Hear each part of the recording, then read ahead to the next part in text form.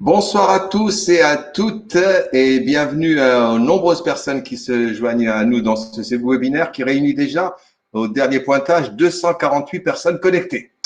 Le thème de la réunion, c'est donc les risques immatériels en matière économique pour les entreprises.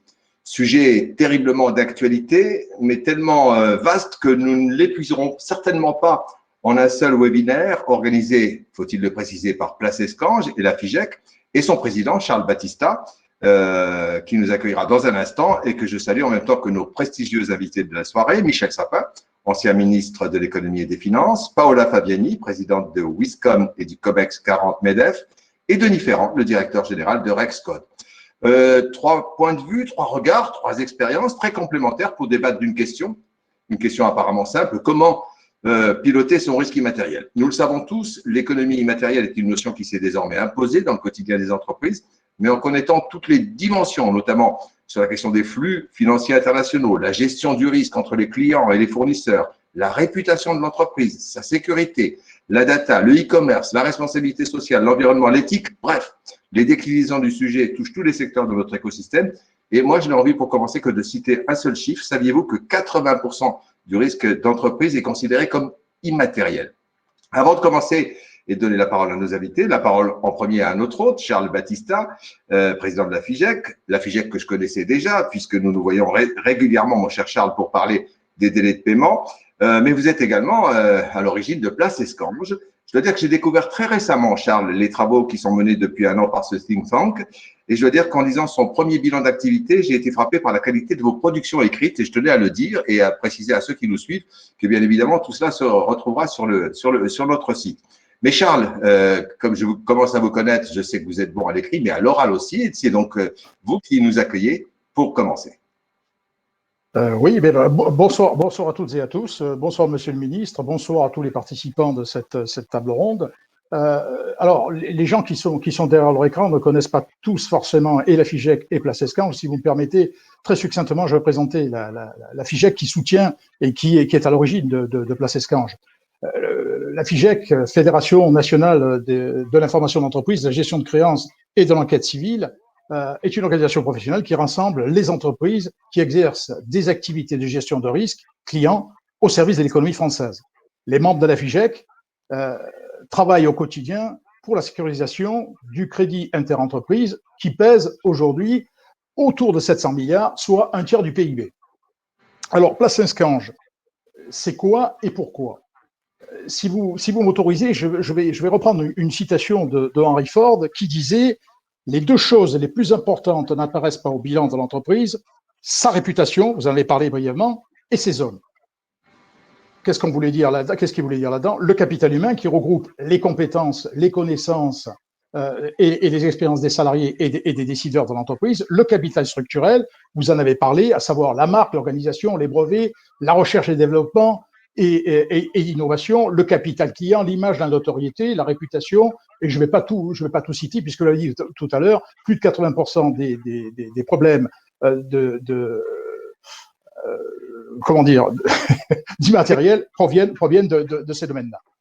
Alors l'immatériel, c'est aujourd'hui quelque chose qui est pas encore complètement rentré dans les mœurs. Depuis une quinzaine d'années, pour autant, on s'intéresse davantage à l'économie immatérielle, qui revêt une dimension nouvelle, les flux financiers internationaux, la e-réputation, la e-sécurité de l'entreprise, le e-commerce, la responsabilité sociétale, l'environnement et l'éthique. C'est parce que on peut dire que l'entreprise a évolué, que ces risques ont changé, que ce soit par la place croissante d'Internet, du pillage des données et de la data, de la digitalisation, de l'instauration du télétravail au risque sanitaire. L'entreprise est soumise à de multiples risques qu'elle ne connaissait pas il y a encore 5 ans en peine. Place Escange, c'est le think tank du risque immatériel en entreprise. Il a pour rôle d'accompagner les entreprises à diagnostiquer ces risques, les mettre en valeur, puis y apporter les meilleures réponses sous forme de publications, de notes établies par des experts qui nous accompagnent. Là, je veux parler des enseignants-chercheurs, des hauts fonctionnaires et des professionnels. Et également, nous pouvons accompagner très prochainement, nous l'espérons, puisque tout est en train de s'ouvrir, sous forme d'événements, comme celui de ce soir, mais qui est en digital. Mais très vite, nous espérons faire des manifestations en présentiel. Les entrepreneurs doivent avoir en tête qu'au-delà des risques d'incendie, de catastrophes naturelles, il convient aujourd'hui d'intégrer des menaces telles que les risques sanitaires, les risques politiques, les retards de paiement, vous l'avez dit tout à l'heure, la réputation, la cybercriminalité, la perte de données, la fraude, la corruption. Et là, je pense que Michel Sapin parlera de la corruption qui sont liés tous ces événements, soit des causes techniques, soit des causes purement humaines. Voilà, j'ai déjà beaucoup parlé et je vais surtout laisser, je vous retrouverai pour la conclusion, je vais surtout laisser parler nos invités maintenant, si, bien entendu, vous en êtes d'accord. On en est tout à fait d'accord, cher Charles. Alors pour commencer, j'aimerais demander à chacun de nos invités une définition en 1 minute de la notion de risque immatériel pour que tous ceux qui nous suivent à distance puissent situer le sujet à la hauteur de son importance. On va appeler ça la minute encyclopédique nécessaire de Michel Sapin pour commencer, référence à Pierre Desproges. Mais si vous préférez une référence plus proche, ça peut être aussi 1 minute pour le nul. Le nul aujourd'hui, c'est moi sur le risque immatériel. Michel Sapin, ancien ministre de l'économie et des finances. Le risque immatériel en 1 minute. Ouvrez votre micro, Michel. Il faut ouvrir. Il faut ouvrir. Monsieur Sapin, je crois que votre micro n'est pas ouvert. Pardon, excusez-moi. Ça y est, c'est bon. Oui, je disais, c'est la question surprise et que nos interlocuteurs le sachent, nous n'y étions pas préparés, donc on va le faire en toute spontanéité. Le risque immatériel, c'est, croit-on, celui qui ne se voit pas, mais c'est celui qui se voit de plus en plus. Je pense qu'on en prendra des exemples précis. Je pourrais le faire sur la question de la corruption. Il y a encore quelques années, on passait par-dessus, on disait c'est pas grave, pas vu, pas pris. Eh bien aujourd'hui, le risque matériel, c'est on peut être vu, on peut être pris, et pris pour une entreprise, c'est perdre de la valeur, c'est perdre des opportunités, et c'est au fond perdre une partie de soi-même. Eh bien voilà, c'était la minute. Merci, monsieur le ministre.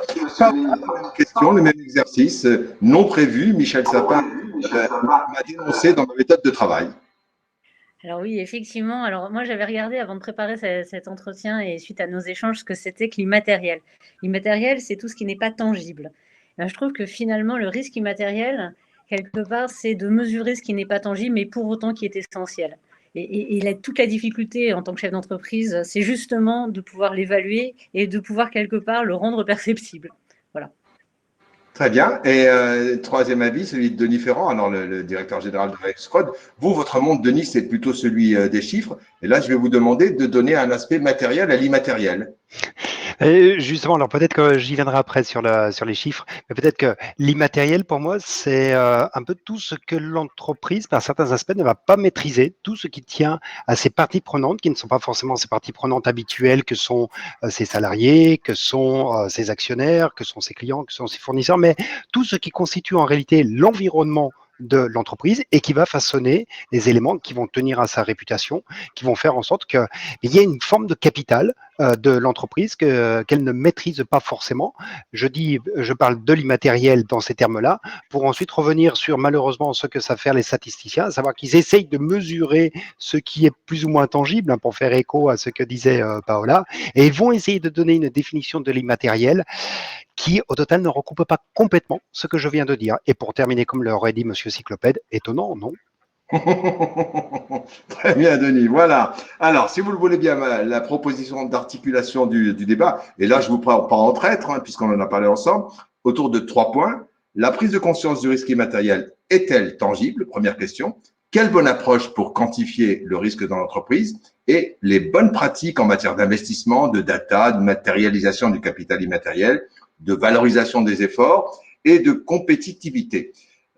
Michel Sapin, vous avez donc été, je l'ai dit tout à l'heure, ministre de l'économie et des finances de 2014 à 2017, avec 2 lois essentielles pour le monde de l'entreprise qui portent votre nom.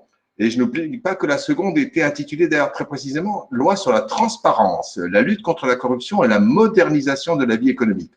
Dans quelle proportion, Monsieur le ministre, les risques immatériels avaient déjà été pris en compte à l'époque de la rédaction de ces textes législatifs? Et plus globalement, quelle analyse feriez-vous aujourd'hui de la gestion du risque immatériel en 2021?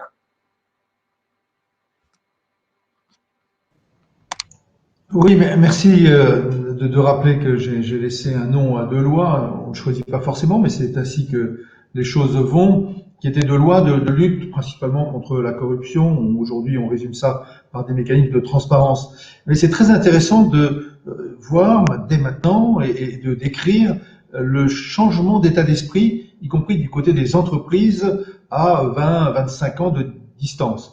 Le premier texte date de 1992. C'était un texte qui voulait lutter contre la corruption sur le territoire national. Je ne veux pas rappeler les grandes affaires qui concernaient le financement des campagnes, le financement de partis politiques. Tous les partis ont été concernés. Il n'y avait pas de financement public, donc il fallait se débrouiller. Et les entreprises étaient parmi les grands financeurs de cette vie politique et de ces campagnes électorales. Évidemment, elles recherchaient des contreparties, qui pouvaient parfois être des contreparties extrêmement directes, et on rentrait à ce moment-là dans de la corruption sur le territoire national. Et lorsque j'ai voulu mettre en place ce texte, avec le soutien du président de la République, François Mitterrand, et de Pierre Bérégovoy, j'ai eu un obstacle de la part des entreprises. Elles considéraient ces entreprises que nous étions en train de mettre de la difficulté dans les affaires, de gêner des dispositifs qui leur étaient indispensables en termes de fluidification des liens commerciaux et au fond, pour quelques petites affaires, de mettre en danger l'ensemble de leur marché et leur capacité à conquérir des marchés. Ça, c'était en 92 avec la question de la corruption sur le territoire national. La deuxième loi Sapin, fin 2016, adoptée en décembre 2016, applicable à partir de juillet 2017, elle a été adoptée avec le soutien plein et entier des grandes entreprises internationales, de celles qui pouvaient être confrontées aux questions de corruption, qu'elles soient acteurs ou qu'elles soient sollicitées dans le cadre de marchés importants à l'étranger. Et elles me disaient elles-mêmes, Monsieur le ministre, on ne peut plus continuer comme cela. Pour nous, les risques sont trop importants. Nous avons des marchés que nous ratons aujourd'hui parce que l'image de la France, ça c'est de l'immatériel français mais qui concernait toutes les entreprises françaises, l'image de la France est trop dégradée du point de vue de la lutte contre la corruption. Nous sommes rattrapés par des juridictions étrangères qui sont particulièrement vigoureuses, éventuellement particulièrement acharnées à nous vouloir du mal. J'ai pas besoin de citer ici un certain nombre de grandes entreprises qui avaient été condamnées, en particulier aux États-Unis. Nous ratons des marchés parce que la Banque mondiale ou tel organisme de financement du développement en Afrique, en Asie, nous disent non, vous ne pouvez pas concourir parce que la France n'est pas au niveau. Et donc, pour elles, à ce moment-là, en 2016, elles avaient réconcilié la notion d'éthique et la notion de compétitivité. Et ça, je crois que c'est très important. En l'espace d'une vingtaine d'années, pour les entreprises, leur image, l'éthique, leur réputation est devenue un capital précieux qu'il faut préserver, qu'il faut même essayer d'augmenter le plus possible, parce que c'était un capital de compétitivité. La compétitivité des entreprises est en jeu quand leur réputation autour des questions de corruption comme autour d'un certain nombre d'autres sujets est en jeu. Et donc, vraiment, la comparaison des deux moments, pour moi, est extrêmement explicite sur une évolution profonde des entreprises. Alors, bien sûr, elles trouvent toujours qu'ensuite, on y met trop de réglementation, qu'on leur demande trop en termes de reporting, de ceci, de cela, mais sur le fond des choses, l'esprit a complètement changé, ça n'est plus admissible aujourd'hui, et c'est une bonne chose.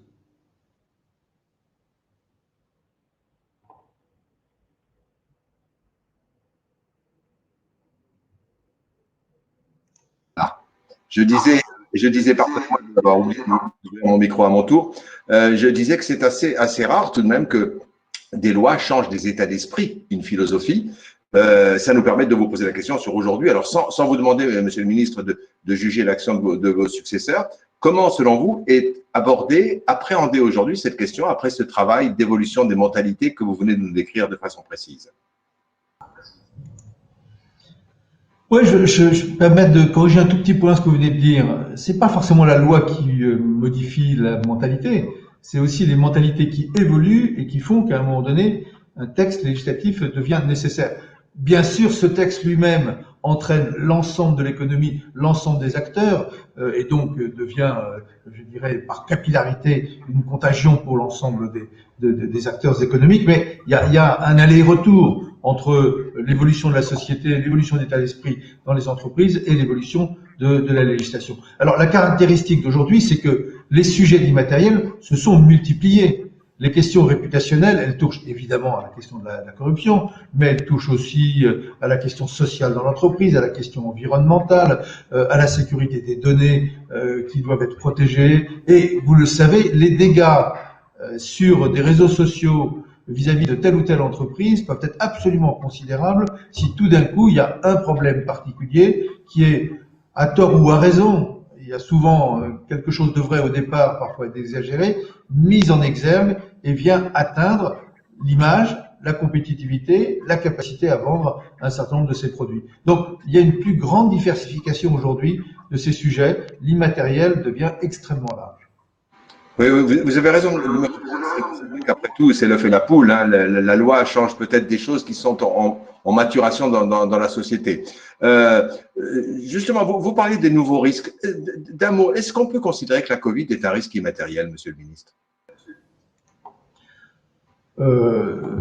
Non, je dirais pas ça dans le risque immatériel, parce que c'est très matériel, c'est très concret, c'est la vie et la santé des individus et par là même les conséquences que ça peut avoir pour les entreprises. Par contre, dans des périodes de pandémie, comme celle que nous avons connues, dans des périodes d'urgence où il faut réagir très vite, dans des périodes où la priorité va être immédiatement la question du sanitaire, ça ouvre beaucoup plus les possibilités ou les risques pour les entreprises d'être victimes de questions d'immatériel. Puisqu'il faut aller plus vite, on va faire moins attention. Il y a une priorité absolue. Eh bien, c'est dans ces périodes-là qu'il faut également être extrêmement attentif. Et je pense que dans quelques mois ou dans quelques années, on va s'apercevoir que la période que nous avons connue aura été une période particulièrement dangereuse pour les entreprises. Oui, et on espère des bénéfices dans le retour d'expérience qu'on en aura tous. Encore une question, vous évoquez vous-même, Monsieur le Ministre, la réglementation. Alors c'est certainement, vous le savez, vous connaissez les entreprises bien mieux que moi, vous les rencontrez très souvent. Est-ce que cette question de la réglementation, et notamment des réglementations européennes, ont été un frein ou un accélérateur pour le risque immatériel? Lorsqu'il y a une réglementation dans un seul pays, alors que les entreprises travaillent aujourd'hui évidemment dans plusieurs pays, et tout particulièrement dans l'espace européen, c'est un problème. Si vous avez des réglementations qui ont le même objectif, mais qui sont très différentes dans 10 pays de l'Union européenne, et si dans certains pays il n'y a même pas de réglementation, à ce moment-là, c'est une vraie complexité pour les entreprises. Donc tout ce qui peut permettre, c'est le cas dans un certain nombre de sujets, y compris dans le domaine immatériel, je pense par exemple à la protection des données personnelles, de passer du niveau national au niveau européen est un progrès, est une forme de simplification de la vie des entreprises. Et dans certains secteurs, je pense en particulier à la question de la corruption, il faut monter au niveau international, parce que c'est cette concurrence internationale qui doit être respectée, c'est une sorte d'éthique universelle qui doit être mise en œuvre, et là on a besoin d'un certain nombre de règles qui sont établies au niveau international. Ça a été le cas, par exemple, je sais pas, dans la lutte contre le blanchiment de l'argent ou contre le financement du terrorisme. C'est sur le papier le cas de la lutte contre la corruption, mais ça n'est pas encore une réalité. Je n'ai pas besoin de nommer quelques très grands pays qui aujourd'hui ne respectent sur le papier la lutte contre la corruption, mais ne la font pas respecter par leurs entreprises lorsqu'il s'agit de conquérir des marchés, par exemple en Afrique. Donc oui, passer du niveau national à un niveau supérieur, en particulier européen, c'est un grand progrès. Et ça, parfois, il faut monter encore d'un cran. C'est évidemment beaucoup plus complexe, beaucoup plus difficile et beaucoup plus long. Monsieur le ministre, vous restez avec nous, vous aurez d'autres possibilités d'intervenir, et notamment, j'ai oublié de le dire et je répare cette erreur, des questions de ceux qui nous suivent, hein, puisqu'il y a un chat d'ouvert, donc n'hésitez pas à poser vos questions et nos invités tenteront d'y répondre dans la toute dernière partie, dans le dernier quart d'heure de ce webinaire qui se terminera à 19h15. Paola Fabiani. Je vous ai présenté tout à l'heure comme présidente de la société Wiscom, qui est connue, et du COMEX 40. J'ai oublié de parler de vos autres activités au passage, mais bon, c'est pas la question du jour. Sur la question de la prise de conscience ou non des risques immatériels, votre regard de chef d'entreprise. Alors oui, et puis merci de me recevoir. J'en profite parce que tout à l'heure, j'étais surprise par la question.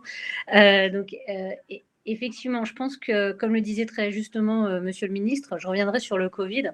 Le Covid, pour moi, est pas un game changer, mais par contre un accélérateur. Et je rejoins ce que disait Monsieur le ministre par rapport à ça. Et c'est un accélérateur, notamment pour les entreprises, au niveau du risque immatériel, sur la notion de sens, donc d'éthique, mais vu du point de vue du sens et des valeurs qu'elle déploie. Pourquoi? Parce que finalement, le Covid a créé une certaine prise de conscience, notamment, on le voit très bien chez les consommateurs, citoyens, mais aussi salariés, puisqu'ils sont souvent les trois, par rapport notamment à leur conviction lorsqu'ils achètent quelque chose, lorsqu'ils engagent leur consentement. Et donc, c'est presque un engagement politique et les entreprises se doivent d'y répondre. Et ça remet en question beaucoup de choses, quoi. Ça remet en question. Ça fait émerger beaucoup de choses chez les entreprises parce qu'au final, d'un côté, pour pouvoir attirer des salariés, elles vont devoir, au-delà d'être uniquement des sociétés financières économiques, s'engager par rapport à des convictions fortes et donc à donner du sens à ce qu'elles font. Et on revient à l'éthique. Et puis, par ailleurs, par rapport à leurs clients, que ce soit des clients entreprises ou que ce soit des clients particuliers, elles vont devoir montrer que ces valeurs, elles les portent et elles s'y engagent concrètement. Donc, il y a quand même une prise de conscience, je pense, qui a été accélérée par le Covid et qui fait qu'au niveau de l'entreprise, elle était déjà présente, mais elle s'est démultipliée. C'est-à-dire que la notion de risque immatériel, elle a été décuplée. Comme le disait très justement Charles, elle prend plein de formes et plein d'aspects. Elle peut être vue par différents prismes. Bien sûr, la notion de la data, on le revoit aussi. Le Covid a été aussi un accélérateur dans la data, puisque effectivement, les modes de consommation ont été très, très, très fortement transformé avec toute la consommation à distance. On le voit même pour la restauration, par exemple. Et donc, la notion de data au niveau de l'entreprise a pris encore plus d'importance qu'elle ne pouvait avoir avant. C'est la même chose pour le sens, c'est la même chose pour l'éthique, c'est la même chose donc pour la réputation, puisque qui dit sens, qui dit éthique, dit donc réputation. Et puis, c'est d'une façon générale quelque chose qui finalement est de plus en plus incontournable. Et je pense qu'on citait 80% d'introduction. Je pense à terme, ce pourcentage va encore évoluer. Et donc, les entreprises essayent d'y répondre progressivement. La prise de conscience, à mon sens, est faite en grande partie. Après, la mise en place de solutions, on en parlera, je pense, est forcément plus complexe parce que c'est très vaste comme sujet. Oui, vous avez raison de dire qu'on va aborder les solutions. On essaye de faire un état des lieux là, pendant ce premier quart d'heure. Ensuite, on rentrera dans les solutions et dans les chiffres aussi. Tout à l'heure avec Denis Ferrand, le DG de Red Scott, vous nous les partagerez tout à l'heure, Denis, et votre expertise sur la data. Mais d'abord, est-ce que vous mesurez sur le terrain comment les entreprises justement abordent ou pas le sujet des risques immatériels? Est-ce que vous avez des retours là-dessus? Alors, on voit qu'en fait, les entreprises prennent conscience. Alors, bien sûr, ça va toujours créer quoi. Je veux dire, ça vient toujours des plus grosses et ça descend sur les ETI et les PME que je suis, parce qu'effectivement, il y a une question de moyens, une question d'information et puis une question de mise en œuvre. Mais moi, j'échange avec beaucoup de chefs d'entreprise de toute taille et de tout secteur d'activité, hein, parce que on citait par exemple typiquement la restauration. C'est un secteur d'activité où la data n'était pas si omniprésente avant le Covid. Idem pour la notion d'éthique, c'est un certain nombre de marchés comme l'alimentaire et autres. Donc, en fait, on voit cette prise de conscience qui est plus en plus forte. Je pense que la question des moyens se pose très vite, en fait. Donc, les grands comptes, et effectivement, l'ont déjà beaucoup mis en œuvre ou s'y sont frottés. On parlait de la réputation notamment, on parlait aussi des différents risques juridiques et autres. Donc, forcément, ils l'ont déployé. Et je pense que les ETI et les PME commencent vraiment à prévoir en fait une anticipation. Je dirais qu'en fait finalement la notion de risque avec le Covid est aussi apparue aux yeux de tous, parce que finalement quel chef d'entreprise s'était tant penché que ça sur la gestion d'anticipation du risque au sens large avant la crise. Et là on a subi une crise sanitaire de plein fouet et on risque d'en subir d'autres. Et je pense qu'il y a cette prise de conscience qui a été faite. Déjà finalement comment anticiper les crises pour peut-être pas complètement les traverser, mais en tout cas mieux s'y préparer. Donc il y a cette volonté, je pense. Voilà. Très bien, on voit donc effectivement le mouvement de la société des entreprises. Denis Ferrand, je fais du teasing pour ce que vous allez nous partager tout à l'heure sur les chiffres, les datas, et puis la difficulté d'utiliser un certain nombre de ces datas. Mais juste vous aussi, sur le terrain, avec les capteurs que vous avez mesuré ce qu'on est en train de définir là, c'est-à-dire qu'il y a une vraie prise de conscience là-dessus en quelques mots. Alors, cette prise de conscience, je ne saurais pas la quantifier. Je ne sais pas dire si c'est pratique, enfin, notamment l'attention, par exemple, à la lutte contre la cybercriminalité, la protection qui fait partie de l'immatériel. Est-ce que c'est quelque chose qui se déploie de plus en plus, qui se répand dans les entreprises? Ça, je ne trouve pas les éléments d'objectivation d'emblée. Et même d'une manière générale, l'immatériel, ça ressemble quand même un peu à un OSNI, si vous me permettez ce néologisme, un objet statistique non identifié par certains aspects. Quand on va essayer de faire des comparaisons internationales, ben, très rapidement, on va être en but à des efforts d'harmonisation qui ne sont pas du tout évidents. D'un pays à l'autre, on ne va pas comptabiliser de la même manière ce que l'on va classer dans le comportement de l'immatériel de la part des entreprises.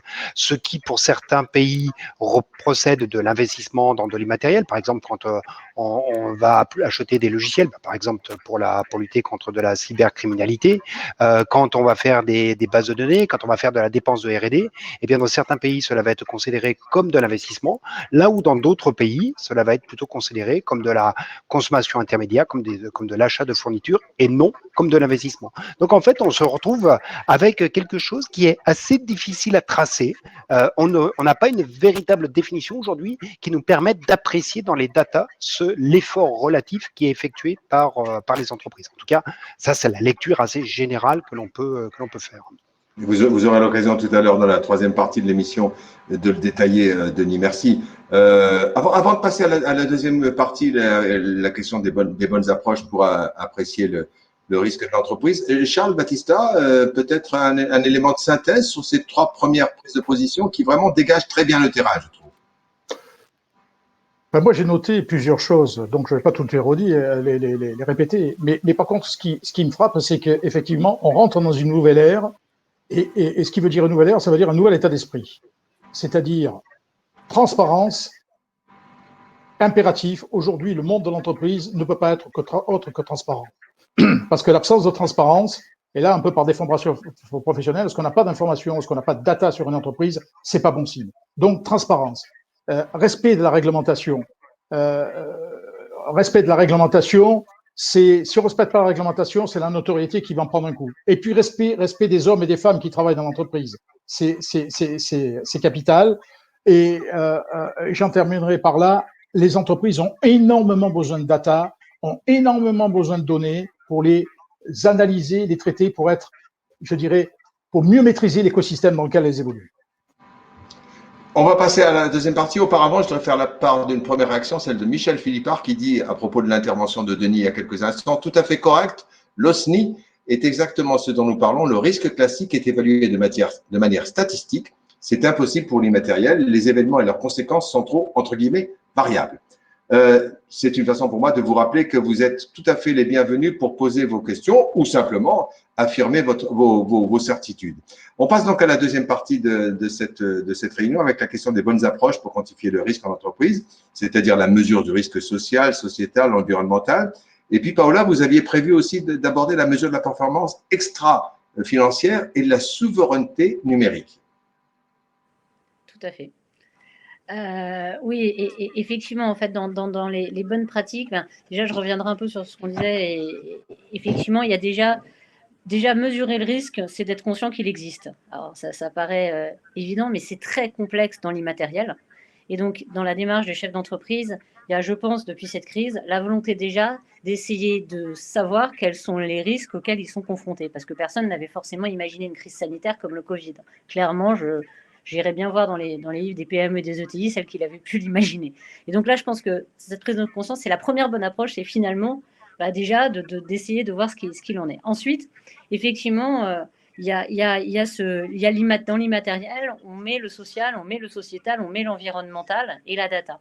Et donc, il y a une mesure de la performance extra-financière qui est quelque chose qui est déjà appliqué par les grands comptes et les grandes entreprises, qui commence à venir aux ETI et aux PME et qui, je l'espère, sera fait de la façon la plus intelligente possible. Mais je pense que les PME et les ETI doivent s'en saisir de façon à pouvoir justement être proactifs dans ce domaine.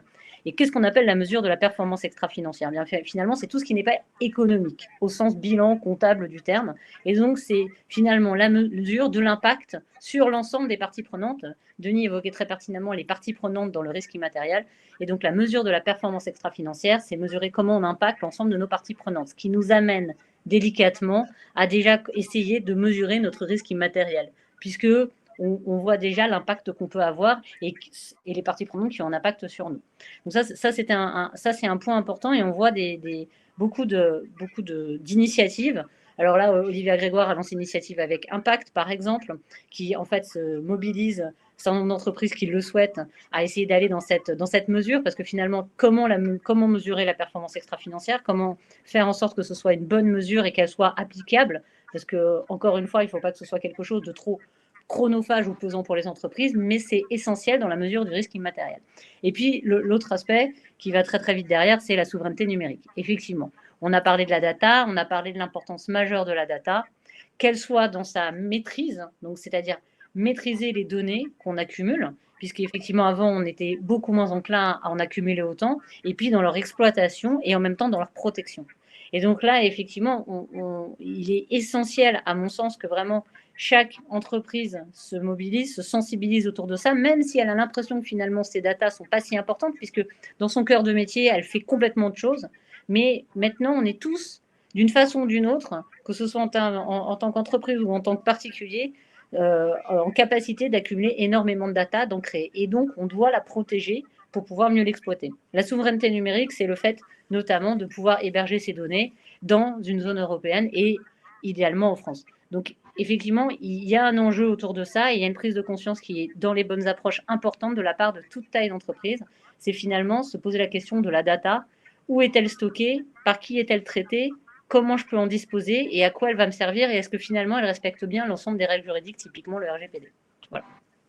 Très bien, très clair. Monsieur le ministre, je vous donne la parole parce que la souveraineté numérique, j'imagine que quand on est installé à Bercy, c'est certainement au cœur de l'action gouvernementale au quotidien.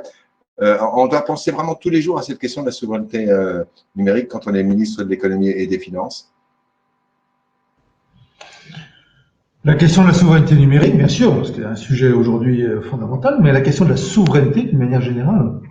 La souveraineté numérique, c'est d'essayer de protéger en ayant la capacité sur un territoire suffisamment bien équipé, ça peut être la France, ça peut être l'Europe, en l'occurrence, de pouvoir protéger ces données et d'éviter qu'elles tombent entre les mains de telle ou telle entité qui pourrait en faire un usage soit du point de vue commercial, soit du point de vue même de l'attaque contre la souveraineté du pays, un usage qui serait néfaste. Mais je le répète, cette question de souveraineté, elle ne concerne pas que la question numérique. Je vais vous prendre juste un exemple très rapide. Dans le domaine de la lutte contre la corruption, pendant très longtemps, la France était mal vue et dépourvue. Mal vue par des classements internationaux qui la mettaient extrêmement bas, bien au-delà, en termes négatifs, de la réalité des choses en France, classement de l'OCDE en particulier, qui nous mettait extrêmement bas, et nous étions très mal vus, y compris par d'autres entités. Mais quand aux États-Unis, par exemple, on vous voit mal, eh bien, on vous poursuit sur ces sujets-là. Mais c'est rare d'arriver à, en quelque sorte, ne faire que de la justice. Le DOJ aux États-Unis, lorsqu'il poursuivait telle ou telle entreprise française, évidemment, il souhaitait que les règles américaines, avec tout le côté extraterritorial de ces règles, puissent être respectées. Mais quand il pouvait avoir des informations sur telle ou telle grande entreprise française, il faut pas être naïf, je pense que ces informations pouvaient être assez rapidement partagées avec les grandes entreprises américaines dont elles étaient les concurrentes. Prenez les questions Airbus-Boeing, eh bien il valait mieux que Airbus, comme il l'a fait, traite ces problèmes de corruption dans le cadre de la loi française loi Sapin 2, avec ce qu'on appelle la convention judiciaire d'intérêt public, que dans le cadre américain. Parce qu'après, il y a quelqu'un qui est nommé, qui va suivre dans l'entreprise si l'entreprise met bien en place des règles de prévention à l'avenir des questions de corruption. Mais il va avoir accès à un nombre de données et d'informations considérables. Comment voulez-vous vérifier que la prévention de la corruption est bien mise en œuvre sans avoir une connaissance très précise de l'ensemble des marchés qui sont en cours de discussion ou des les zones dans lesquelles vous prospectez particulièrement. Et ça, évidemment, cela pouvait partir vers des entreprises, ce serait parti vers Boeing si seuls les Américains avaient réglé le problème. Eh bien, les Américains considèrent désormais que nous faisons le travail, que en quelque sorte, pour reprendre un terme qu'ils avaient utilisé avec moi, you don't do the job, so I do it. Ça, c'était il y a quelques années. Now you do the job. Maintenant, nous faisons le travail. Et faire le travail, que nos entreprises françaises fassent le travail, que nos entreprises européennes fassent le travail, c'est aussi une manière de retrouver une souveraineté et de défendre nos capacités, nos données, nos carnets de commandes, nos innovations, notre recherche. Et c'est donc, oui, lutter contre le risque immatériel, c'est un bon moyen de défendre l'économie française et chacune des entités au sein de cette économie française, chacune des entreprises qui a besoin d'utiliser ces données, a besoin de technologies nouvelles, a besoin d'initiatives, mais a surtout pas besoin de partager ces initiatives avec ses concurrentes étrangères. Il y a une notion qui vous est très chère, c'est la notion d'éthique qui rejoint la compétitivité. Aujourd'hui, c'est le cas. Oui, c'est intéressant parce que on pourrait considérer qu'au fond, il y a des chevaliers blancs ou des chevalières blancs. Paola fait peut-être partie de ces chevaliers blancs qui considèrent que l'éthique, ça passe avant toute chose, que c'est ça qui doit l'emporter, y compris dans le fonctionnement d'une entreprise. Je partage cela. Et quand on est un homme politique ou une femme politique qui est convaincu, qui a des convictions et qui pense que la défense de l'éthique est un élément fondamental dans le fonctionnement de la société, le fonctionnement évidemment du monde politique, mais aussi dans l'entreprise, on peut en quelque sorte ne défendre que l'éthique. Et ça a été un peu le cas dans un certain nombre de domaines. Aujourd'hui, il me semble vraiment, je ne veux pas avoir l'air d'être plus optimiste qu'il ne convient, parce qu'il y a évidemment des exceptions, que la défense éthique rejoint la défense de l'intérêt économique de l'entreprise. C'est pour ça que j'aime bien employer des termes qui semblent totalement contradictoires. Défendre l'éthique, c'est défendre la compétitivité. Défendre l'éthique, c'est défendre la création de valeur dans l'entreprise. Défendre l'éthique dans tous les domaines que nous avons déjà abordés, c'est le meilleur moyen de faire en sorte que la croissance dans l'entreprise soit possible et qu'évidemment ceux qui y travaillent s'y trouvent le mieux possible. Donc cette réconciliation de deux domaines qui pourraient apparaître comme tout à fait opposés, je trouve que c'est plutôt une bonne chose. Dès lors qu'on y fait attention et que c'est pas simplement un paravent, c'est pas simplement un discours, c'est pas simplement de l'éthique washing, c'est de l'éthique en profondeur parce qu'on a compris où étaient les intérêts de l'entreprise et de l'économie française. Merci, on vous retrouve un peu plus tard.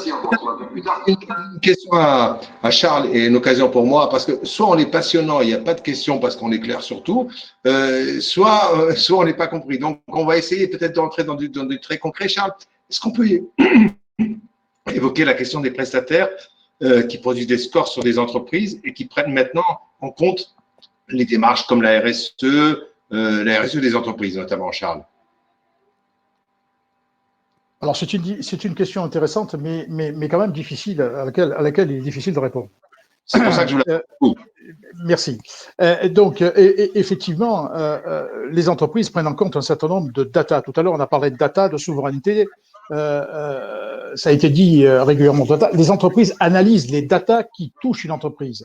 Et le respect, par exemple, des règlements et le respect des paiements font partie, je dirais, de la partie intégrante des informations que fournissent les acteurs, notamment les membres de la FIGEC. Alors, est-ce à dire, est-ce que si on analyse les délais de paiement, les comportements de paiement des entreprises, on est dans une analyse RSE? Moi, je pense, parce que respecter les engagements que l'on prend vis-à-vis de tiers, c'est essentiel. Si on ne respecte pas les engagements vis-à-vis de ses partenaires commerciaux, plus particulièrement ses fournisseurs, je veux dire, on est assez mal. Et aujourd'hui, de plus en plus, les entreprises qui sont membres de la FIGEC vont chercher des datas qui permettent, au-delà d'analyser le risque, au-delà d'analyser les comportements de paiement, vont chercher des informations sur est-ce que les fournisseurs sont propres, est-ce qu'ils sont prêts à accompagner et est-ce qu'ils travaillent avec eux-mêmes la chaîne dans laquelle ils créent leurs produits, dans laquelle ils cherchent leurs services, est-ce que c'est entre guillemets propre? Est-ce qu'ils ne font pas travailler des enfants à l'étranger, j'en passe et des meilleurs. Donc, ce sont toutes ces informations qui sont aujourd'hui, les sociétés d'information vont chercher. Alors, est-ce qu'elles ont le succès garanti au bout? C'est pas sûr. Je disais que de plus en plus, les entreprises ont intérêt d'être transparentes. De plus en plus, nous avons des entreprises qui nous remontent des informations sur ces sujets-là, qui nous permettent justement de produire des informations de meilleure qualité et des informations autour de l'éthique, autour du respect de l'environnement, j'en passe et des meilleurs. Je ne sais pas si j'ai répondu à la question, mais… Si, partiellement, mais vous aurez l'occasion de compléter. Une question pas indiscrète du tout à Paola. Wisecom existe depuis combien de temps? Votre société? Wisecom existe depuis 15 ans. 15 ans. Et on rappelle au passage que vous aviez fait un choix assez courageux à l'époque. C'était un centre d'appel en France, à Paris. En plein cœur de Paris. On a pris le contre-pied du marché de la délocalisation à l'époque où c'était moins à la mode que maintenant, la relocalisation. Et en 2005, on s'est créé en plein cœur de Paris, tout à fait. Et on est toujours dans Paris. Et on crée une filiale en France aussi, tout à fait.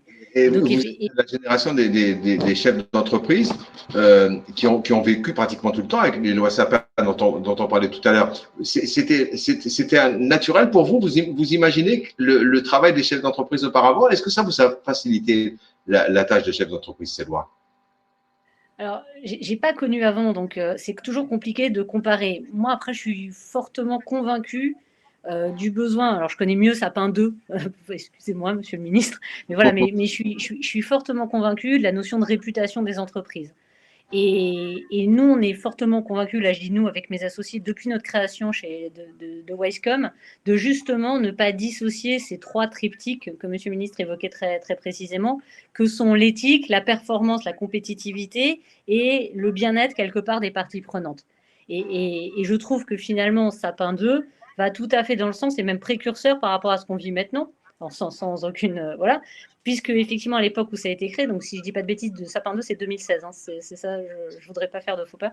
Donc voilà, c'était il y a 5 ans et c'était quelque chose qui était un peu dans les cartons mais qui n'était pas si présent. On savait que la réputation était essentielle, on voyait déjà des grands groupes qui se faisaient quand même plutôt retoquer pour cause de réputation, de manque de transparence ou autre, mais c'était pas autant au cœur de l'actualité des entrepreneurs et des dirigeants que maintenant ça peut l'être avec toute la notion des RSE. Et donc, je trouve que c'était quelque chose de très précurseur et je trouve que c'est très important de ressouligner que performance, compétitivité, éthique, sens, valeur, réputation, transparence et finalement bien-être des parties prenantes, c'est un gage de rentabilité, un gage de pérennité et la capacité d'accéder à des marchés. Pour revenir sur ce que disait Charles, effectivement, nous, on a souvent affaire à de grands donneurs d'ordre, puisque dans les centres d'appel, on a des clients qui sont des grands groupes, très souvent, et on le voit que dès maintenant, ils mettent dans leurs appels d'offres des notions de RSE et des notions de transparence. Donc, la notion qu'évoquait Charles de chiffres, elle est présente et elle va notamment dans la capacité à être compétitif et à pouvoir répondre à des appels d'offres. Et ça, elle nous touche tous, hein, que ce soit des PME, des ETI ou des grands comptes. Donc oui. Voilà, on en arrive au moment. J'ai l'impression que quelqu'un d'autre voulait intervenir, mais je vais donner la parole à Denis en le remerciant d'avoir été patient. On passe à cette notion essentielle de mesurer les risques immatériels dont nous parlons ce soir. Pour mesurer, il faut des datas stabilisées, reconnues, mais dans les discussions préalables qu'on a eues entre nous, j'ai bien compris que ces datas, je dirais pas qu'elles sont pas toujours fiables, mais qu'elles sont peut-être difficilement exploitables. Alors que vous me le rappeliez, nous avons en France avec l'INSEE un spécialiste mondialement reconnu de la statistique. Oui, tout à fait. Je pense qu'on ne le dit jamais assez. On a probablement le meilleur institut de statistique au monde. Franchement, n'étant pas INSEE, mais utilisateur quotidien de données de l'INSEE et de données qui viennent un peu de partout dans le monde, je l'admets, enfin, je le mets très volontiers, même s'ils ont eu là ces derniers jours un arrêt complet de leur site. Et ce qui montre bien aussi une autre forme de risque immatériel, c'est que précisément quand la rupture de l'accès à la donnée se fait, eh bien, on se retrouve quand même assez rapidement démunis, et il y a aussi une forme de coût qui intervient. J'aimerais, avant de parler des data, peut-être compléter sur ce que disait Paola à l'instant. Quand il y a affichage de critères RSE, notamment dans des contrats et de pratiques RSE de la part des entreprises, s'ouvre ce faisant un autre risque, qui est le risque de cohérence. est-ce que ce qui est affiché est véritablement ce qui est pratiqué par les entreprises? Et vous pouvez être tout à fait certain que l'affichage de valeurs qui peuvent être portées par les entreprises va donner lieu très rapidement à la vérification de cette pratique, de cette cohérence. C'est un peu le point qu'évoquait monsieur le ministre tout à l'heure en parlant de la corruption. Eh bien là, c'est pas sur la corruption que va se porter l'appréciation de la réputation et de la cohérence entre ce qui est affiché et ce qui est pratiqué, mais on peut être certain qu'il y aura toujours quelqu'un pour apprécier si vous êtes cohérent entre ce que vous dites et ce que vous faites. Donc ça, c'est un point qui est très important, mais pour faire le pont vers la donnée, c'est quelque chose que l'on ne sait pas mesurer, que l'on ne sait pas objectiver. Si aujourd'hui, par exemple, quand vous me demandez ce qu'est l'immatériel, comment un économiste va mesurer l'immatériel, je suis un petit peu en peine de pouvoir vous apporter une réponse. La manière dont je vais le regarder, c'est que je vais essayer d'apprécier quel effort d'investissement les entreprises peuvent faire dans les biens immatériels. Et donc, l'INSEE va mesurer, va nous dire que, en gros, c'est à peu près 25% des dépenses d'investissement qui sont effectuées par les entreprises qui portent sur des actifs immatériels. Des actifs immatériels, donc des logiciels, des bases de données, de l'investissement R&D, de la formation de propriété intellectuelle. 25%, c'est beaucoup plus que ce que font les Allemands. Les Allemands sont à 18%, par exemple. Donc, dans le jeu de la comparaison franco-allemande, outre le résultat du match d'hier, voilà un autre motif de satisfaction que l'on peut évoquer.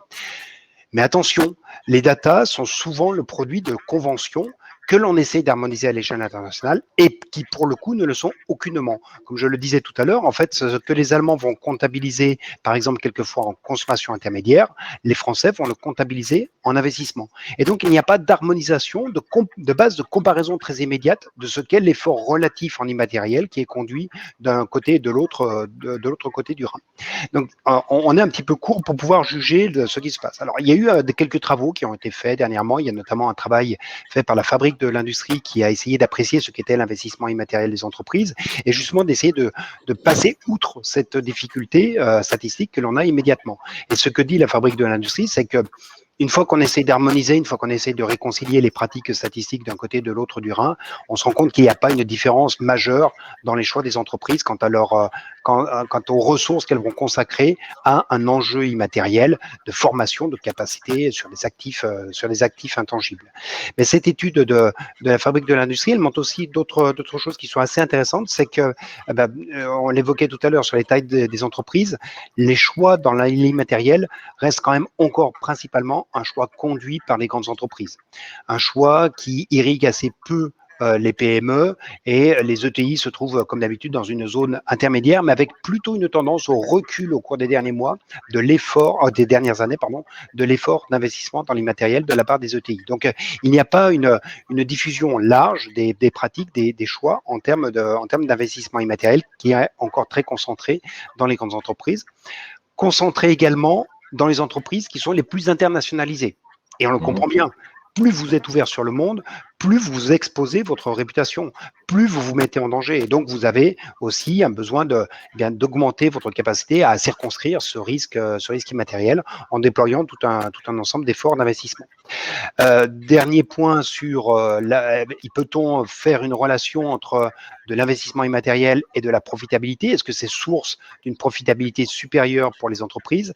Les réponses ne sont pas tranchées là-dessus. Alors, il y a eu un travail du FMI qui a été réalisé en 2019 qui dit qu'il y a une relation entre le pouvoir de marché et la formation d'un capital réputationnel d'une entreprise et sa performance en termes de profitabilité. On va évidemment, en disant ça, j'ai utilisé deux mots un peu pompeux pour donner l'exemple des géants du numérique qui sont l'archétype d'entreprises avec une très forte profitabilité, qui échappe certes à l'impôt, mais une très forte profitabilité associée à un déploiement d'investissement immatériel extrêmement important. Mais globalement, quand on regarde les efforts relatifs des entreprises, on n'a pas une relation très ferme entre performance immatérielle et profitabilité des entreprises. Dernier point, j'ai évoqué l'international. Il y a un autre aspect qui nous permet de circonscrire, enfin de comprendre l'enjeu de l'immatériel.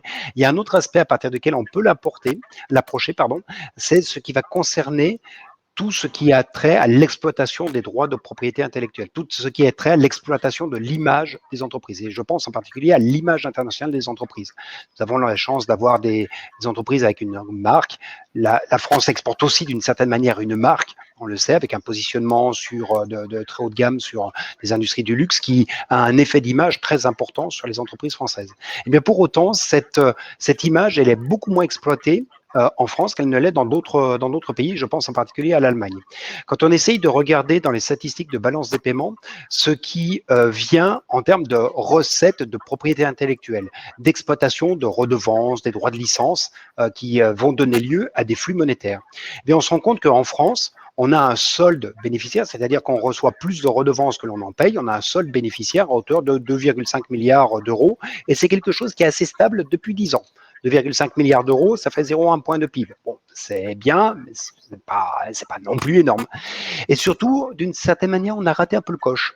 Parce que quand je regarde ce qui s'est passé en Allemagne, en l'espace de 10 ans, les Allemands sont passés d'une situation où ce solde extérieur était de 800 millions d'euros, donc peanuts à l'échelle allemande, à un solde excédentaire de 17 milliards d'euros pour ces redevances de propriété intellectuelle. Donc, il y a une exploitation de l'image, une exploitation de la marque, une exploitation de la réputation qui est beaucoup plus ferme, qui a été déployée de manière beaucoup plus ferme en Allemagne, qui en a fait un atout pour pouvoir avoir des ressources qui viennent irriguer son territoire.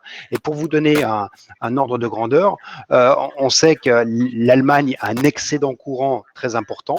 Et dans cet excédent courant, donc dans cet excédent de recettes d'exportation par rapport à des importations, dans cet excédent courant, eh bien, en l'espace de 10 ans, c'est 15 points en plus qui a été apporté par les redevances et droits de licence, quand bien même les redevances ne représentent que 1,5% des exportations allemandes. Donc, les Allemands ont fait un choix qui n'est pas seulement un choix de produire, mais qui est aussi un choix d'exploiter la qualité intrinsèque des marques, même si elle a été quand même un petit peu écornée par tout le Dieselgate que l'on a connu. Hein. Donc, il faut la marque, et le Dieselgate est l'exemple type de l'incapacité à maîtriser fondamentalement pour une entreprise l'information qu'elle veut diffuser, et ça dit aussi l'importance de la mise en cohérence des valeurs que l'on porte et de ce que l'on déploie véritablement dans la pratique des entreprises. Tout ceci, c'était pour boucler ma boucle de manière et faire une petite pirouette pour retomber sur mes pattes. Et vous retombez tellement bien sur vos pattes que là, vous venez de réussir un exploit, parce que pour le directeur général de Rexcode, faire une présentation pareille sans slide, ça va être difficile. Exactement. Non, mais plus sérieusement, vous avez beaucoup parlé d'Allemagne. Michel Sapin, j'imagine que tout ce que vient de dire Denis vous intéresse, vous interpelle. Est-ce que, avant on disait au foot que c'était toujours l'Allemagne qui gagne, en économie, c'est plus le cas depuis hier soir, en économie c'est toujours le cas dans la question des risques immatériels aussi?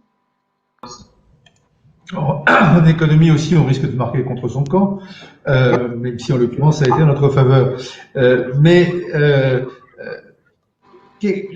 Je rebondis sur votre question pour essayer de voir aussi un élément qui a changé beaucoup.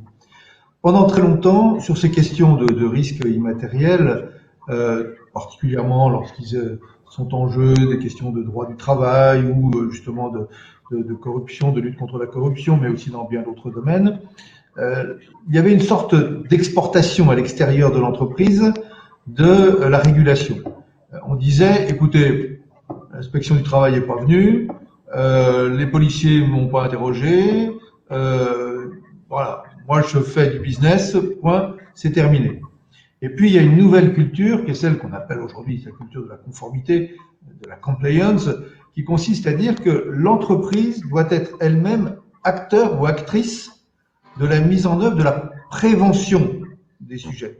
On n'est pas là à attendre que le risque soit avéré pour ensuite essayer de le minimiser, de répondre aux questions posées et en quelque sorte de soigner le mal. On est là dans une obligation parfois, c'est le cas pour les questions de lutte contre la corruption, ça peut être le cas lorsqu'il y a des devoirs de vigilance de nature peu différente concernant les problèmes de RSE. On est dans une obligation de mettre en œuvre soi-même des mesures de prévention. On n'attend pas que le flic ou le gendarme ou le juge arrive chez vous, on met en œuvre soi-même des mécanismes de prévention. Et c'est une manière d'ailleurs d'avoir une forme de carte d'identité. Vous avez votre carte d'identité, voilà, moi j'ai fait ce qu'il convenait de faire, j'ai mis en place des plans de formation, j'ai sensibilisé ma direction, j'ai mis des procédures d'alerte au sein de l'entreprise pour que dès qu'une difficulté apparaisse, elle puisse remonter rapidement. J'ai fait cela, j'ai pas seulement rempli les cases, mais j'ai aussi vraiment mis en œuvre les procédures. Et donc, j'ai ma carte d'identité et c'est un gage, en particulier dans un certain nombre de circuits commerciaux, donc pour, par exemple, répondre à des appels d'offres. C'est vrai sûrement dans le domaine dont parlait Paola, mais c'est particulièrement vrai dans des domaines qui touchent aux grands contrats internationaux. Et je me protège moi-même grâce aux efforts que je fais moi-même au sein de l'entreprise. Donc cette prévention du risque est devenue quelque chose de tout à fait fondamental et c'est ça que nous avons essayé de promouvoir tout au long de ces dernières années dans les différents domaines, qui continuent à être faits évidemment aujourd'hui avec beaucoup de volonté et de détermination. Mais le plus important, c'est qu'au fond, on est passé d'une volonté qui s'exprimait par la loi et par la règle à une volonté qui est prise en charge de l'intérieur par l'entreprise et qui devient une motivation profonde de l'entreprise. C'est ça, là aussi, le changement de méthode qui a accompagné le changement de prise de conscience tel qu'on a pu le décrire au cours de ces dernières minutes. Sauf si l'un de vous avez quelque chose à compléter sur cette question, je voudrais passer aux questions de nos amis internautes. Denis ou Paola, quelque chose à compléter sur cette question? Peut-être juste dire, effectivement, je suis totalement en phase. Après, la complexité que ça pose pour les dirigeants, et c'est ce qui explique aussi la difficulté de diffusion, c'est qu'effectivement, l'entreprise prend de plus en plus de choses à faire en amont. Et donc, effectivement, on a la limite du temps et de l'argent, là, pour le coup. Et donc, ça va au rythme où les entreprises peuvent. Et quand on traverse une crise comme le Covid, effectivement, il faut faire attention, justement, avec ce devoir quelque part de vigilance et d'anticipation, qui est maintenant, pour certains domaines, un devoir, et sa mise en œuvre. Parce qu'effectivement, c'est ça. Je mettrais juste ce warning, mais ça me semble être la bonne démarche. Effectivement, ça tire tout le monde vers le haut. Mais il faut être prudent et vigilant pour pas quelque part noyer les entreprises et qu'elles n'arrivent plus finalement avec toute la bonne volonté du monde répondre à ces attentes. Très bien. On passe aux questions des participants parce qu'elles commencent d'arriver. Alors, je vous les soumets et répond qui souhaite y répondre. Louis-Rémy Pinault qui dit, compte tenu de la difficulté d'évaluer les actifs immatériels, n'est-ce pas la robustesse du capital immatériel qu'il faut évaluer, synthèse de l'analyse des risques et des indicateurs de la RSE? On en a parlé un petit peu, mais c'est une question qui prolonge ce qui a été dit. Qui souhaite dire un mot là-dessus? Monsieur Sapin, Paola ou Denis? On va laisser le statisticien là parler, l'économiste. Voilà, il a moins parlé que vous. Oui, alors bon, sur les actifs immatériels, c'est effectivement quelque chose que l'on ne sait pas mesurer, et qui en plus a une espérance de vie beaucoup plus faible qu'un actif matériel. Un investissement, typiquement ce que l'on va appeler un actif immatériel, ça va être un investissement dans un logiciel dont la mortalité, enfin dont l'obsolescence va se mesurer en 4-5 années maximum, là où l'amortissement d'un bien matériel va se faire sur des périodes qui va être de 10 ans, 15 ans si c'est un matériel de transport. Donc, il y a aussi à prendre en compte pas seulement le fait que l'on maîtrise moins un actif immatériel, mais également dans sa valorisation, le fait que celui-ci est d'une versatilité beaucoup plus importante. Alors ensuite, après, vont s'ajouter les considérations au travers de leur cohérence, la cohérence des actifs immatériels avec les indicateurs de RSE. Donc, il y a tout un champ d'interrogation qui est posé par la nature même de ce qu'est un actif immatériel. J'ai une question d'un participant dont je ne dispose pas du prénom ou du nom, pardon. Je trouve, dit-il, une opposition entre nécessité de transparence d'un côté et protection de l'immatériel de l'autre. Quand j'entends protection, dit cet internaute, j'entends ne pas dévoiler, 3 points de suspension, so what? Qui répond? Bon, je vais essayer de répondre. Ouais. Je vais essayer de répondre. Quand on dit transparence, c'est effectivement être transparent vis-à-vis de la vie économique. Aujourd'hui, une entreprise qui n'est pas transparente au niveau de la vie économique, qui respecte pas les réglementations, qui ne respecte pas les délais de paiement, qui ne respecte pas ses collaborateurs, qui ne respecte pas, enfin tout ce qui peut être règle, moi je veux dire effectivement là, ça pose un problème. Après, on peut rentrer dans ce qu'on appelle le secret des affaires. Et effectivement, si cette personne doit faire allusion au secret des affaires, tout dépend ce que l'on met derrière le secret des affaires. Il y a un certain nombre de choses qui, effectivement, il est difficile d'étaler sur la place publique. Donc là, on peut le comprendre. Mais aujourd'hui, personne ne gagne à ne pas être transparent. J'insiste là-dessus. Tout à l'heure, on me posait la question, qu'est-ce que les sociétés pouvaient faire en termes de scoring? J'apporte quelques éléments de précision. Et pardon de revenir, c'est qu'aujourd'hui, les sociétés qui font du score, elles utilisent des informations publiques, elles utilisent des informations économiques, elles utilisent des informations privées et des informations qu'elles vont chercher, puisque avant il y avait des enquêteurs, aujourd'hui il y a des enquêteurs qui vont qualifier un certain nombre d'informations, voire même qui vont interroger les sociétés elles-mêmes pour avoir des précisions. Donc je veux dire, l'entreprise qui ne veut pas être transparente, elle va s'exposer en face à ce qui est un écosystème qui ne va pas lui faire confiance et qui ne va pas vouloir travailler avec elle. Attention, en disant, OK, je veux protéger mon capital matériel, mais par contre, je veux rester caché. Non, vivons, revivons cachés, c'est plus possible aujourd'hui. Je prends un exemple. La loi climat arrive. Il est normal que les entreprises de ce côté-là montrent patte blanche pour savoir ce qu'elles font, comment elles fabriquent, auprès de qui, est-ce qu'elles respectent l'environnement ou ne respectent pas l'environnement. Là aussi, on pourrait dire, ah oui, mais bon, attendez, moi, je n'ai pas envie de livrer mes secrets de fabrication. On ne demande pas la recette de Coca-Cola, c'est pas ce qu'on fait. Mais comment on travaille, quels sont les process que l'on met? Est-ce qu'on respecte l'environnement? Est-ce qu'on respecte les collaborateurs? Etc., etc., etc. Donc, c'est toujours très compliqué, effectivement. Il faut mesurer tout ça pour dire, bon, OK, voilà ce que je peux produire, ce que je peux produire. On ne va pas quand même demander de donner les secrets de fabrication, ça c'est clair. Mais la transparence, l'éthique, le respect, la moralité, c'est essentiel. Une question de Caroline Maréchal. La dimension stratégique des ressources immatérielles est souvent méconnue en entreprise, mais certains dirigeants l'ont bien comprise. Je connais, dit Caroline, une fonderie bretonne qui a analysé son patrimoine immatériel et s'est rendu compte que disposer de savoir-faire tel que le haut niveau d'expertise technique peut exploiter et un haut niveau de confiance de ses clients historiques. Elle a monté un bureau d'études et lance une nouvelle usine, intéressant pour un secteur en déclin en France. Je pense qu'il y a un peu d'ironie là-dessus. Qui souhaite prolonger cette réflexion? Je peux me permettre de. Je pense que c'est effectivement quelque chose qui n'est pas assez connu et dont on se rend compte quand on va discuter de stratégie, par exemple, d'expansion d'entreprise à l'étranger. Combien le savoir-faire est quelque chose que l'on ne voit plus d'une certaine manière dans les entreprises parce qu'on est habitué à le voir produire, mais le savoir-faire, c'est quelque chose que vous avez intrinsèquement, mais qui est validé par les autres. Et encore faut-il aller chercher la confrontation à l'autre qui vient dire que oui, vous avez un savoir-faire qui s'exprime dans des réalisations technologiques, dans de la conceptualisation originale. Et effectivement, cette dimension de savoir-faire, parce qu'on ne sait pas la quantifier, la valoriser, est quelque chose qui est tout à fait clé. Ou alors, on arrive à la valoriser. Je vais prendre un exemple très simple. C'est une cristallerie célèbre de la région de Nancy qui en fait s'est retrouvée à un moment extrêmement embêté parce qu'elle avait un ouvrier qui maîtrisait parfaitement la technique du soufflage pour former les verres. Et en fait, cet ouvrier s'est vu proposer par une entreprise chinoise de les rejoindre à Shanghai. Il a eu un pont d'or.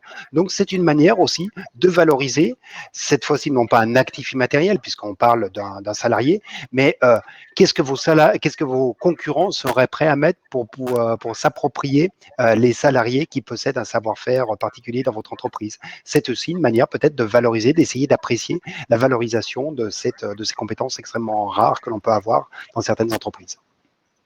Intervention de Michel Philippard sur le chat. L'immatériel peut être une ressource stratégique qui amène des avantages concurrentiels et c'est beaucoup plus difficile à copier que la recette du soda mentionnée plus tôt. Je ne sais pas si c'est une interrogation, mais en tout cas, c'est un fait.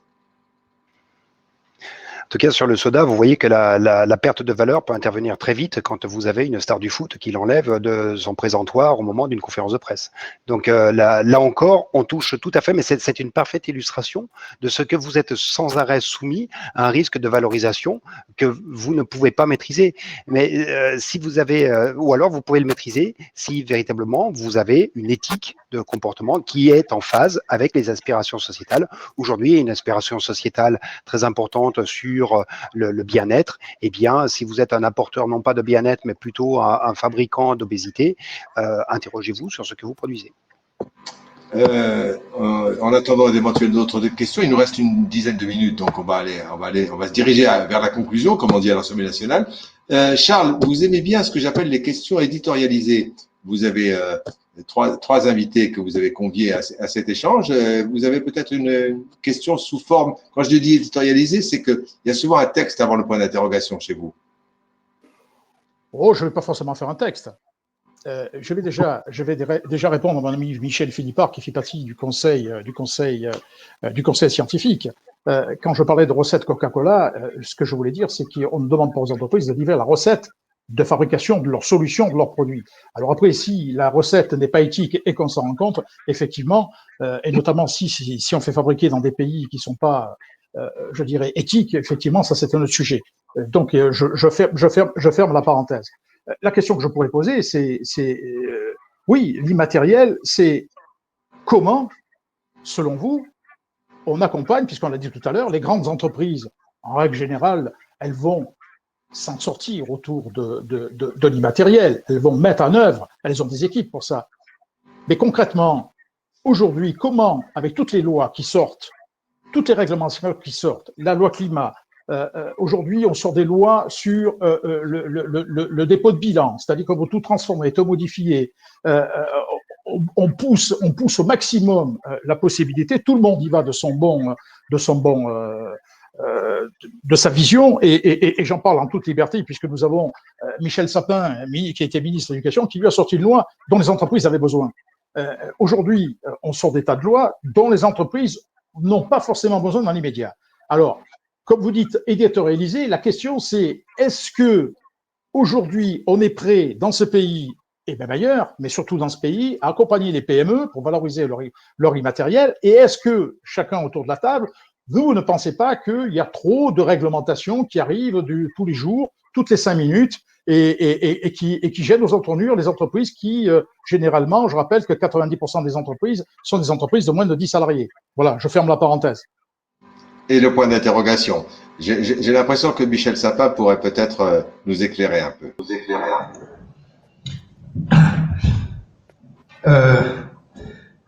Je partage, donc je vais essayer d'argumenter les raisons pour lesquelles je partage cette opinion. Moi, j'ai été très longtemps législateur, et j'ai constaté que c'est pas la multiplication des lois, et surtout pas la multiplication de lois qui sont à peine rentrées en application, qu'elles sont déjà modifiées, qui permet d'avancer. Donc, je suis favorable évidemment aux lois, je suis favorable à la mise en place de règles qui sont des règles communes à l'ensemble des entreprises, à 2 conditions. La première condition, c'est la stabilité. Et c'est pas à peine est-elle mise en place qu'on se pose la question de savoir sur quoi il va falloir la changer. Non, une loi, elle s'apprécie dans la durée. Et il faut donc laisser cette stabilité, et je pense que, y compris en termes de compétitivité, de bon fonctionnement de l'économie, la stabilité législative dans certains domaines, ça pourrait être vrai d'ailleurs dans d'autres domaines comme la fiscalité, la stabilité est quelque chose qui est absolument fondamental. Puis la deuxième question, c'est celle de tenir compte des différences qui existent dans une économie. Alors, on va dire les différences entre très grandes entreprises et petites entreprises, mais ça peut être vrai par secteur d'activité. Et il faut donc demander aux entreprises, c'était l'état d'esprit d'ailleurs de la loi Sapin, et j'espère que c'est l'état d'esprit des organismes, des institutions qui sont là pour la mettre en œuvre, en particulier je pense à l'Agence française anticorruption. Il faut demander aux entreprises ce qu'il est raisonnable de leur demander. Et vous ne pouvez pas demander la même chose à Total, présent dans le monde entier, dans des pays particulièrement exposés, sur des productions qui demandent évidemment une éthique particulière et en tous les cas une vérification extrêmement approfondie des processus de production, de transformation, etc. Vous ne pouvez pas demander la même chose à Total et à une petite ETI qui jusqu'à présent n'avait pas de marché à l'extérieur en dehors de la France et qui tout d'un coup a un marché dans un pays pas trop exposé. Il faut être raisonnable. Cette vision de qu'est-ce qu'il est raisonnable de demander à tel type d'entreprise, dans tel secteur, compte tenu de son histoire, compte tenu de son développement, ça me paraît être aussi une notion très très importante. Parce que je ne voudrais pas qu'à force de ne plus être raisonnable, d'en demander trop aux entreprises, on arrive à une forme de ras-le-bol qui fasse que l'éthique devienne un poids dont on ne supporte plus les conséquences et dont on essaye au bout du compte de s'abstraire. Donc l'éthique et la compétitivité, ça va très très bien ensemble. Je pense qu'aujourd'hui, c'est clair à partir du moment où on a cet aspect stabilité législative et une vision raisonnable de la mise en œuvre de ces règles. Très bien, on va prendre une dernière intervention que je vais vous partager et puis peut-être qu'on se dirigera vers la conclusion avec nos invités et Charles. Bonsoir à tous, Margot Louis du club Déméter, merci pour ces éléments.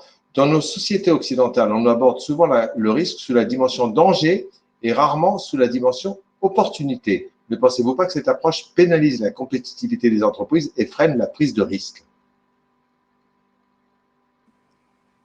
Je vais peut-être répondre. Effectivement, je pense que j'allais dire par rapport à une précédente question, la notion de l'immatériel et du risque immatériel, c'est aussi une opportunité. C'est une question qui est maintenant systématiquement soumise en gouvernance, notamment dans les conseils d'administration. Donc, effectivement, comme le disait très justement Denis, l'opportunité de se pencher sur son immatériel, on ne va pas parler de risque, ça peut permettre de dégager un certain nombre de nouveaux marchés, un certain nombre de compétitivité. Donc, il y a cette approche qui commence, à mon sens, à émerger beaucoup au niveau de la gouvernance et des conseils d'administration, donc des sociétés plus structurées. Effectivement, ça pourrait être un bon réflexe à l'avenir de le prendre pour tous, parce que effectivement, la connaissance de l'immatériel ouvre à la fois le champ des risques, mais permet de mieux les maîtriser, et en même temps le champ des possibles et crée de nouvelles opportunités. On parlait du savoir-faire, par exemple, entre autres, mais la réputation est d'autres. Denis Ferrand, Michel Sapin, un mot de conclusion avant de laisser la parole à Charles Battista qui va nous remercier et nous donner les prochains rendez-vous. Peut-être, je me permets de griller la politesse à monsieur le ministre. Je vous prie de bien vouloir m'en excuser. Juste pour compléter sur ce point, sur le risque qui était posé dans la question et sur lequel Paola est revenue. Je suis pas certain que le risque soit quelque chose qui est associé spontanément au danger, mais quand même beaucoup plus à l'opportunité.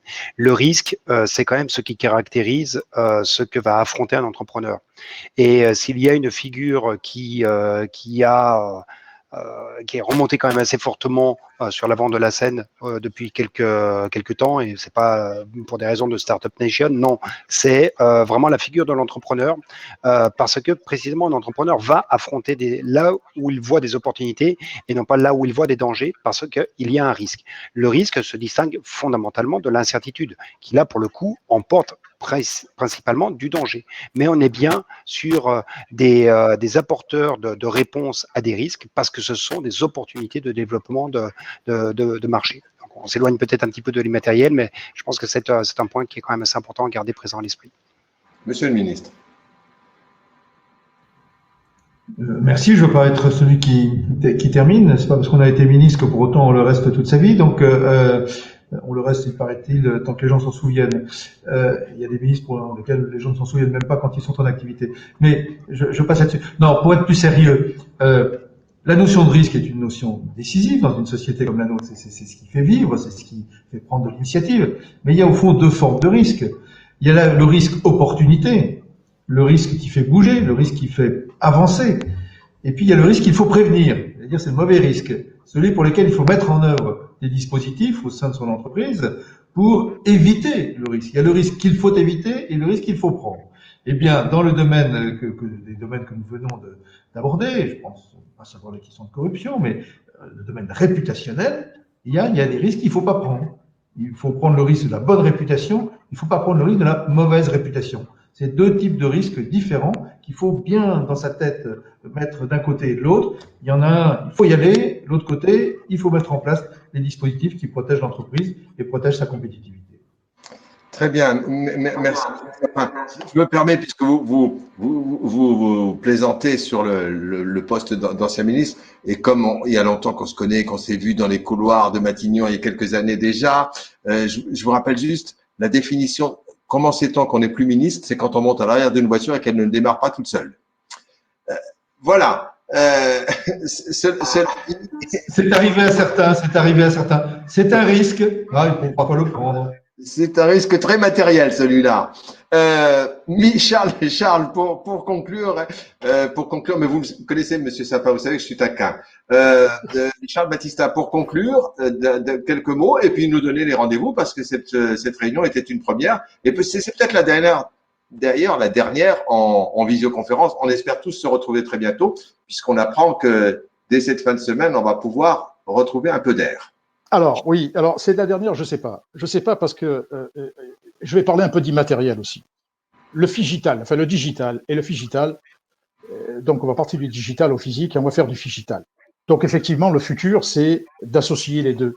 Parce que, regardez, ce soir, on est autour d'une table, les gens ont évité de se déplacer, de polluer, pour ceux qui se déplacent en voiture, la ville de Paris ou, s'ils sont dans d'autres lieux, d'autres régions. Donc, effectivement, je pense que l'arrivée du digital, je l'ai dit tout à l'heure, c'est une nouvelle ère, il faut le maîtriser en tant que tel, il faut l'apprivoiser, il faut l'utiliser, il faut s'en servir, mais pas le servir. Donc, c'est un point extrêmement important. Il faut s'en servir, mais pas le servir. C'est comme le risque immatériel. Il faut l'appréhender, il faut l'analyser, le cartographier et assumer ses responsabilités et gérer son risque. Gérer son risque, ça veut dire, c'est prévenir. C'est, bien entendu, c'est ce que font tous les chefs d'entreprise. Ils prennent des risques et dès qu'on crée une entreprise, on prend des risques. Et là, je veux parler des TPE, des PME et même des ETI. Les grandes entreprises, je ne dis pas qu'ils ne prennent pas de risques, ils prennent des risques. Quand ils font des investissements importants, quand on achète une entreprise, on prend des risques. Mais le risque, il faut le maîtriser, que ce soit le risque immatériel, que ce soit le risque matériel, il faut absolument tout maîtriser. Voilà. Donc, je ne pourrais pas tirer, et parce que, vous l'avez dit, Rachid, on ne peut pas, en une seule soirée, maîtriser, apporter des informations, c'est du long terme. Je disais que l'immatériel, c'est quelque chose qui est assez nouveau, c'est quelque chose qui date d'une quinzaine d'années, et c'est tellement complexe que nous n'allons pas pouvoir le traiter en une soirée. En revanche, nous allons continuer à traiter l'immatériel, et notamment des sujets qui sont extrêmement importants aujourd'hui, c'est, Monsieur le ministre en a parlé, c'est la notoriété, c'est le respect de la réglementation, c'est éviter la fraude, mais c'est la cybercriminalité.